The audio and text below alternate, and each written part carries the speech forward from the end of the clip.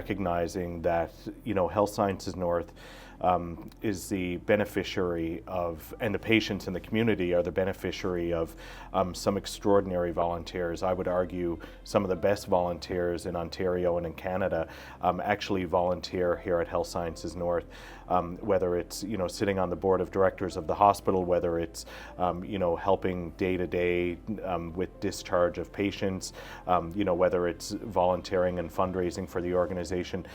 Tell us what the spirit of volunteerism and the spirit of those volunteers means to you. Well, first, we could not function without our volunteers. Our volunteers really provide that lifeblood. They provide that connection in the building. They provide that, what I call that coalescing of service delivery, where our healthcare professionals alone couldn't be doing all that needs to be done, and without the volunteers, clearly they're the glue that holds a lot of this together.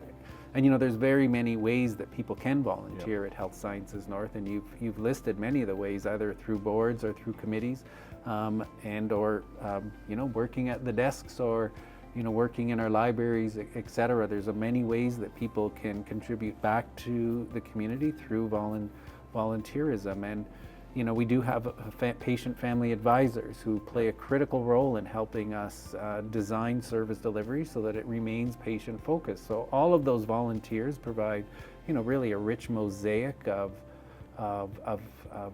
opinion, of discussion, of ideas, and of work that creates the whole that we call Health Sciences North.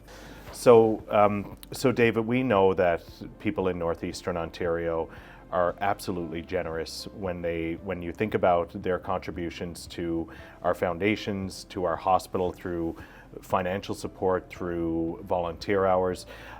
Tell us about the spirit of people living in Northeastern Ontario and what their generosity means to you. Yeah, I think the spirit that you see in Northeastern Ontario is one of absolute generosity.